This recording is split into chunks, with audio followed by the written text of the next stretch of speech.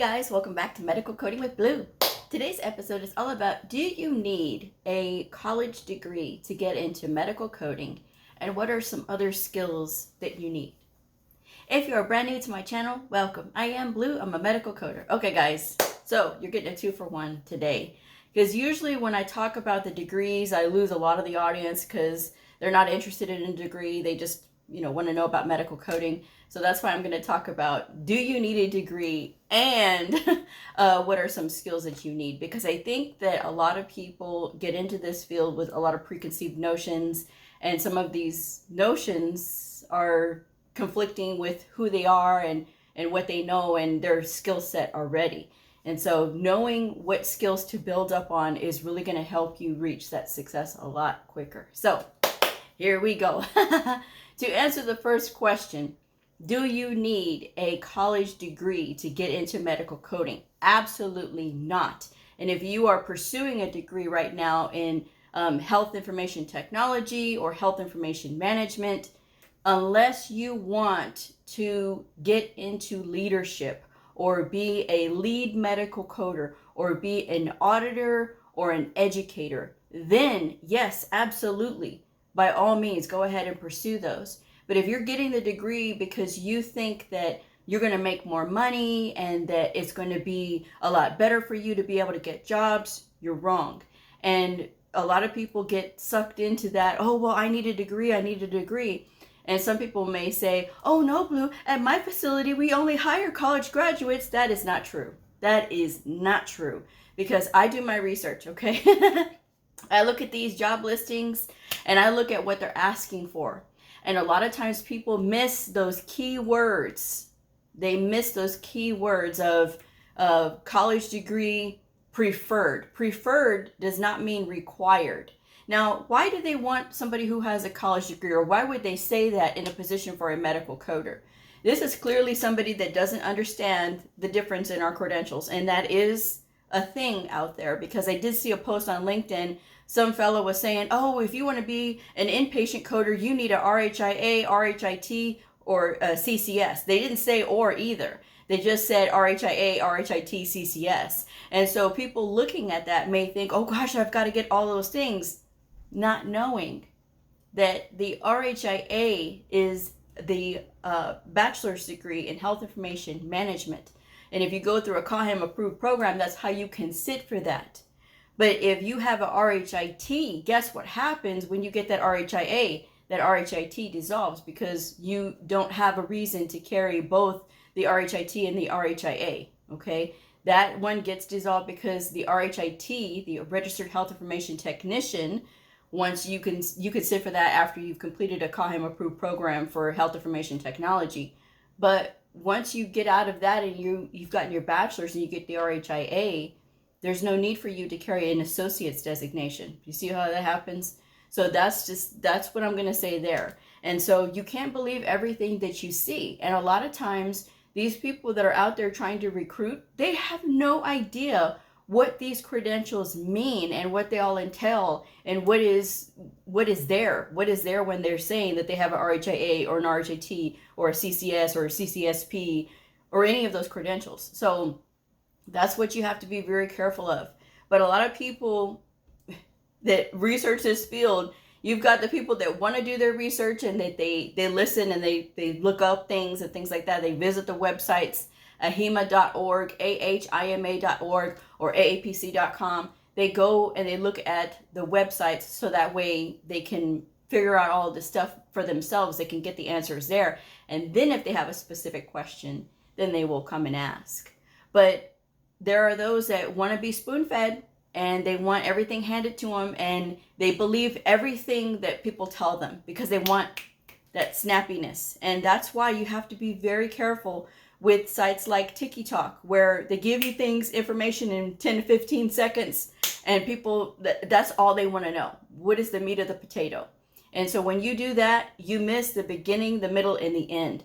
Your brain does not have time to process the information. So you're going to believe whatever is being put in front of you.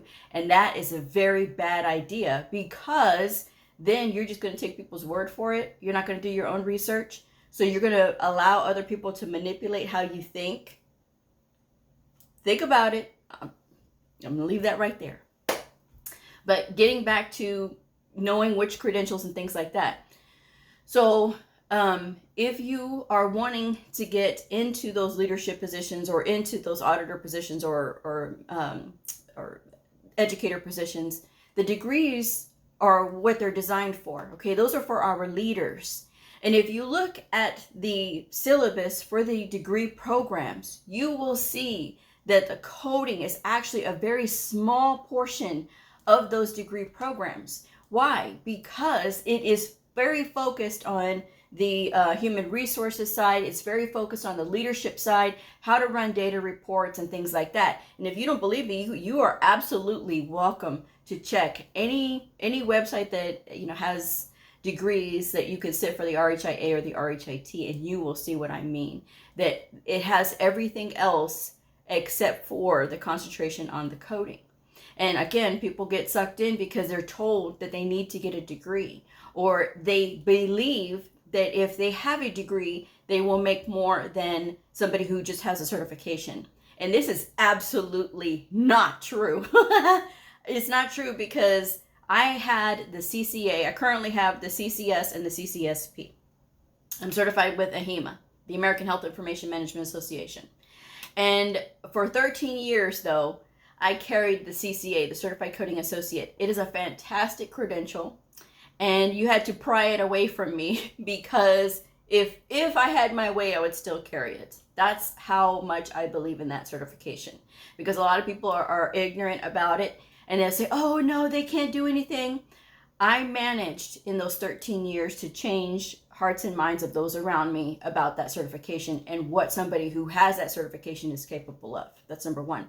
Number two, for those people that say, well, they don't make anything, that is not true, because I've made more than people who have an RHIT or an RHIA, and I've made more than nurses with my CCA. Now, how did I get to make more money than them? They have degrees. How is that possible? My knowledge and where I'm working. So that plays a lot and plays a big part of it. A lot of people want to cry victim because they say, oh no, they don't pay, because they're looking at what that doctor's office or what that hospital or what that clinic is paying, not wanting to look around them at other places. And like I say, when people ask me the annoying question, because it is annoying, well, what do medical coders make? What is the starting salary for a medical coder? You can find that information on the Department of Labor or the Bureau of Statistics. And no, I will not leave that link, because you can do your research. So the thing about it is, when you're out there, different places pay different salaries for beginner medical coders. And then not only geographically where you are is going to affect your pay, but also, is this a private facility? Is it a privately owned facility? Is it a group that owns that facility? Is it a state-run facility? Is it a government-owned facility? Those different factors play a big part in your salary. So the generalized, oh, they coders, they make this much, they make this much, and somebody says, well, they don't make that, It's different everywhere. It really is. And so that's why I implore you guys to do your research, to look around in the area and see what are they paying, and see where are you applying at and things like that. You are totally capable, and you have the power to be able to do that. Okay. So that's something that you guys have to understand. It's not cut and try. It's not a one and done. And not only that, where you start in salary is not where you will stay. So a lot of people get caught up on that hamster wheel too. They're saying, oh, they don't pay. When you are brand new getting into this field, what sense does it make to pay you on the higher end of the scale when people who are making the higher end of the scale have been in the industry longer, they have learned, and they have worked up through their position in the ranks and things like that? They've put in the time, and you're brand new coming in expecting that higher end of the salary without having putting in any work, without having any experience. And then on top of that, you want somebody to train you. So do you see how this doesn't make sense? I understand the economy that we're living in. I understand it. I get it. However, there's things that you will pick up with time. There are skills that you will cultivate over the years that you're in it. And it doesn't take very long, guys. I said the other day on the video that I went through 3 different pay scales in the first year because I had 3 different jobs in the first year. I started out at the Cancer Therapy Research Center, which I thought was great pay for somebody brand new and just learning. And then my pay really jumped up on my second job, and I was like, whoa, you know. And then my third jump in pay, where I got to my forever home, really jumped up. So I'm like, okay, that's fantastic. So that's something that you have to be patient. And there's a lot of people that are not exercising patience because, again, we live in the TikTok era where everything is like 10 seconds or less, 15 seconds or less, and 15 seconds is just too long.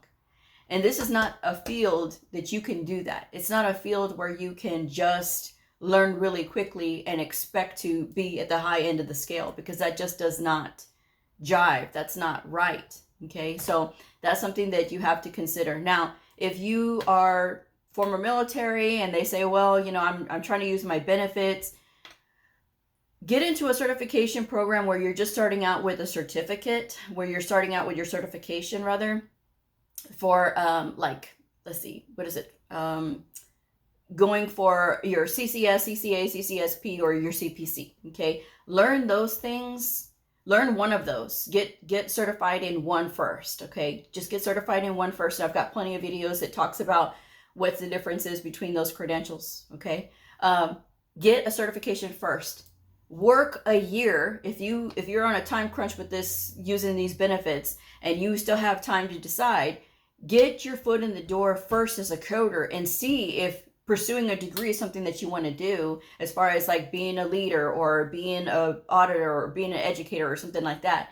But again, it's not going to give you a pay edge just because you have a degree and you're brand new with no experience as a coder.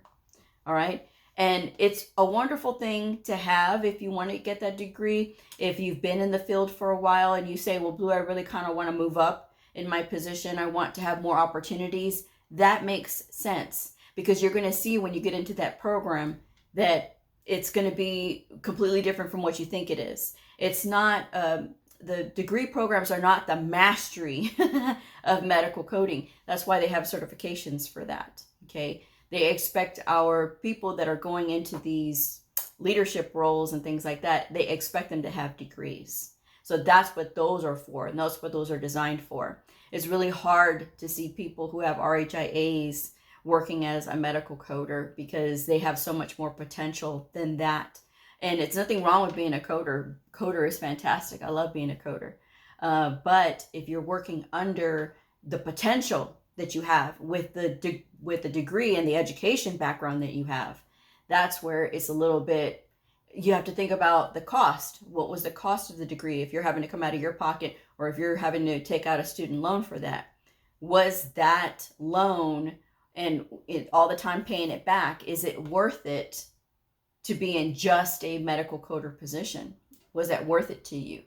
And so, and that's another reason that a lot of people get frustrated with getting a degree and then now they can't find a job. There was a lady actually on LinkedIn that was panhandling because she said that she can't find a job in leadership because she got her degree. She can't find a job in leadership, but no experience in health information at all. And then she was saying how hard it is. And then she was saying that she's in the master's degree program. So you joined all these associations, you're now pursuing your master's degree, and then you're complaining to everybody about how financially hard it is. Okay, so you didn't think about that when you were pursuing the bachelor's the first time and trying to really stop and focus on getting a job with that. And then now you want to pursue the master's degree and talking about how it's hard for you and your kids. And then you make you panhandle by making a, what is it? One of those GoFundMe things. No, you can't do that. That's not that's not the way to do it. Because to me, if I see somebody like that who's complaining about, oh, well, I got my bachelor's degree and I can't find a job in leadership, and now I'm pursuing my master's degree and I'm still complaining because I'm still not able to find a job, does that make me want to hire you as a leader for my department? No. Why? Because this says that not only are you terrible with not being able to plan out what you're going to do because you don't have experience in the field yet, and you're complaining because you say, well, no one wants to hire you if you don't have experience. No, but if you have other transferable skills and you have the power of your degree behind you, and you put out a fantastic resume, which I didn't see a resume on her LinkedIn profile, but and you put out a really fantastic resume, there's really nothing that you can't do with all of that and having that confidence and that skill. But no, again, we want to play the victim card, and we want to play that, oh, help me. And people were donating to her, so, good for her. But at the same time, if I'm looking at that, I'm looking at somebody's social media, like on LinkedIn, as if I'm a hiring manager, that's not the person that I'm going to hire, because again, is in a leadership position, you have to have good planning skills, and you have to understand and budget and manage money.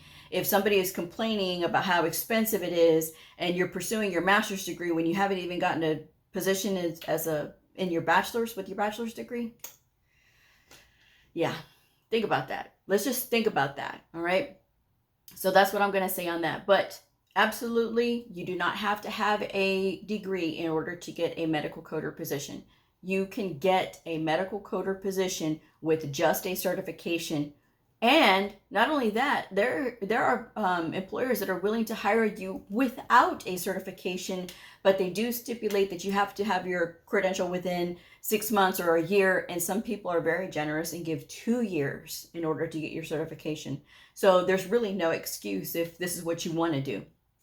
And it takes more than 150 applications. A lot of times you'll see that people complain and they'll stop at 150 and cry that they're not able to get a job. It's not because you hit a certain number and you should have a job by then. It's the fact that you have to be persistent, and there's a lot of ignorance out there, and especially with these people that are doing the hiring, because they say, oh, you don't have experience, but you do have knowledge. And if you're willing to show that knowledge in a way that is attractive to those employers, now you're cooking with grease, right? Because now you're able to say, okay, well, I do have no bad habits for you to break, and I have all of this training and all of this, skill built up and things like that. So that's the thing that you really want to focus on and be positive during this time, because this is part of the shaping process. This is the part that weeds out a lot of people because they want to sit there and just complain. And complaining takes so much more energy than actually just doing. Okay, so I'm going to leave that one there. Now, what other skills do you need to have? You need to be very proficient in medical terminology and anatomy and pathophysiology. These 3 things make up the difference between somebody who knows what they're doing and somebody who doesn't know what they're doing, especially when it comes to coding. Because coding is not just looking up the codes. It is not just looking up the codes and oh, it's this code, it's that code. There's the coding rules, which I'll get into the guidelines here in a minute. But if you don't know some of these medical terms, because there's a lot of terms that are saying the same thing and they're just said differently. Okay, so that's something else that you have to learn, all right? Because you'll get into that and you'll see it when you get into the books. Plantar fasciitis and plantar fascial fibromatosis are one that I can think of off the top of my head when I see that in the book versus the actual condition. So that's something that you're going to learn when you're in the industry. And it's something when you understand the terms, it's something when you understand the disease process. Because if you don't understand that, you're not going to understand what the symptoms are. And if you're working on the outpatient side, in particular, it does apply on the inpatient, but more so on the outpatient side. Because the outpatient side, we have to code what is definitive and what is absolutely there if we don't have a definitive diagnosis. And how do we spot the difference between the symptoms and the diagnosis, and are these related? And again, if you know your pathophysiology, that's when you're going to understand what those are. And not only that, if you don't have to memorize everything, but you do have to know where your resources are. And for those of you who keep insisting on, well, what are some additional resources that you recommend, Bleu? Again, all in the description box. They're all there. But you can let your fingers do the walking and look on Google, and you'll be able to see all of the things that go along with this condition or that condition, or what is the symptom of this and what are the symptoms of that. And you'll see all of those things pop up, and that's how you start building your knowledge base of like, okay, I can go to this website and find out this, I could go to this website and find out that. So that's another thing that you really have to know. You have to be strong in that. And I've heard from people who say, well, no, my teacher said that I can just learn that on the job. Your teacher is setting you up to fail. Plain and simple, because no good educator for medical coding would ever say something like that. No one would ever say something like that. That really knows and understands what they're doing. They would never encourage that kind of behavior. And people will complain that, oh, it's so hard, it's so hard. When I tell you guys, when it comes to the medical terminology especially, because you'll learn anatomy, you'll learn medical terminology pretty much simultaneously. But when you're learning your prefixes, your suffixes, and your root words, those are going to allow you, there's like 600 of them that are really key.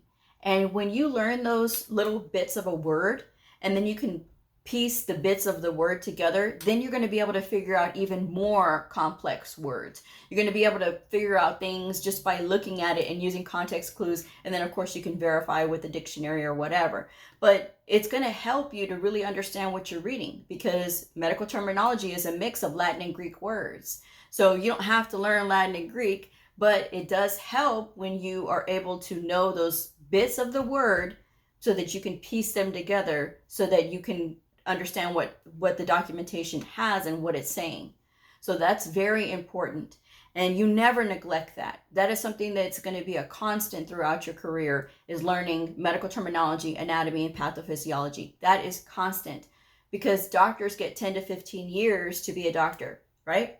And we, as coders, if you're in a good length program, 9 months, 12 months, or 18 months, but those of you who don't want to listen to me, get into these 4-month programs or less. I want to sneeze. Those are the ones that are struggling. And then if you do happen to pass, it's because you're a really good test taker. I mean, because you can't possibly understand everything that you need to know in 4 months. It doesn't matter your background. It doesn't matter if you are a nurse or a tech or any of those things. It doesn't matter. You know, it's going to take a lot to get this. Okay, so that's just what I'm saying there. All right.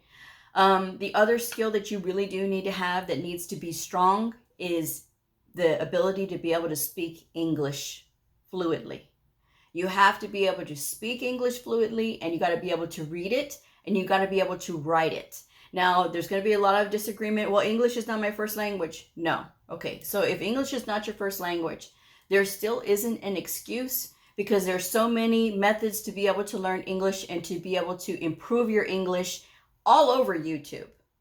So literally there is no excuse. And there's even things, I'm sure, on TikTok that will help you if you're insisting on going that way. But there's people on Instagram who do that, who help people who English is not their first language to perfect their English speaking. And that is very important, because as medical coders, it doesn't matter what position you hold. There's going to come a time when you will have to do education. Now, it may not be on a large scale. It may be just one-on-one with a provider, but you have to be able to show that you can communicate, and communicate clearly. If a provider does not understand you, or if you talk too low, they're not going to want to pay attention to anything that you say. And as it is, medical coders already have that struggle with trying to get providers to listen, because some providers say, well, I went to medical school, I don't have to listen to you. And there's a lot of coders out there who are not working on themselves to be able to improve their communication skills, to be able to say, you know what, we're partners. And you have to be strong enough to say that to a doctor, because a lot of times doctors can be very intimidating. I know in the beginning I was very intimidated by doctors, because I thought, they went to medical school, what can they learn from me?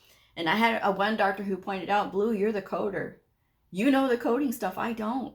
That's why I need you to help me. And so then ever since then I was like, oh, that makes sense now. So, but you know, that took years for me to get that. And now I'm telling you guys so that y'all can be prepared ahead of time. All right. There is no excuse for, oh, but this is just how I talk. This is just how I, yes, it may be how you talk, but in business, you need to be able to communicate and communicate clearly. And you want to be able to do that. So if you have to spend time to improve yourself and the way that you speak and the way that you communicate, that is very important. Now, I say that you have to be able to be a good writer as well, because if you're sending a query to a provider and you're having to write like a little note or something like that, if it's all a run-on sentence, no capitals, written in bad English, that provider is not going to listen to you, and they're going to look at you like you don't know what you're talking about. You will be judged. Everybody gets judged by what they write.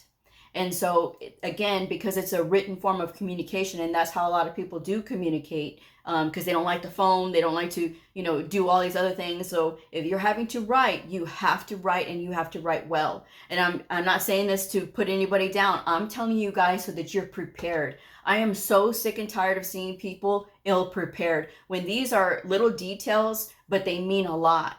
And they do mean everything as far as being able to communicate your point and to be able to ask questions so that you can make sure that everything that you're selecting is correct. So practice on your speech, even if English is your first language and you say, well, Blue, I just don't like to write. Again, there's really no excuse for being a bad writer when there are programs like, through Word, you can use that, it'll help you with your grammar and things like that. Grammarly is not an ad for Grammarly, but I love Grammarly.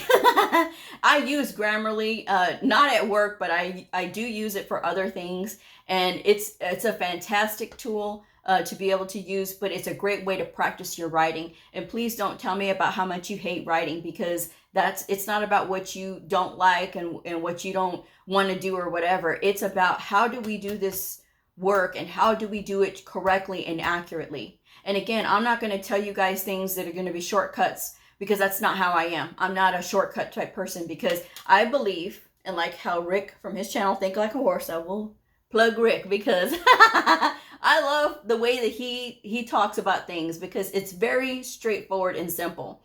The slow way is the fast way. If you learn slowly, you will be faster later on. Instead of trying to learn fast and then you're going to be lost and confused later on down the road with, what do I do? What do I do? And don't be like those people, because there's really no reason for it, especially when you can use the tools like Word and like Grammarly to help you to improve the way that you write and the way that you are communicating when you're having to write things, okay? And your speech. Listen to those videos on YouTube that talks about how to clearly speak, how to enunciate your words. That is very, very important. And for my people who do speak English, but they feel very shy, using those videos to help you learn how to enunciate your words also helps to build confidence. And that's something that a lot of people lack, because they want to be shy and they say, oh no, Blue, I just want to be behind the scenes. But you still need to be able to communicate. And trust me, once you start getting into the coding part, all that shyness is going to fall away, because it happened to me where I am a very shy person naturally. Like, that's just how I am. I'm not out here, talking to all these people. But when it comes to the coding, that I am so excited to talk to anybody and everybody who will listen to me. So that's all I'm going to say on that. But yes, those are some of the skills that you need. And no, you absolutely do not need a college degree in order to be able to pursue coding. And like I said, if this is something that you are thinking about doing and you want to do, invest the least amount first. Please don't be like these people who take out these student loans just for a certification. I've heard of people taking out a $20,000 student loan just to learn and learn the CCS, the Certified Coding Specialist. There is no reason for that. There is no reason for that. That's $20,000 that you could have spent on a degree if you're going to do that. Because really and truly, these programs, the ones directly from AHEMA or AAPC, the rough estimate average cost for either one is $5,000. That's quite more reasonable than trying to pay out $20,000. And again, the independent study is in the description box, and you can buy those books on your own and learn on your own. You don't even have to go through a program. Anyway, I'm going to wrap this one up. Thank you guys so much for joining me. Best of luck to you out there. If this video helped you, please like, subscribe, and share, and I'll see y'all again. Bye.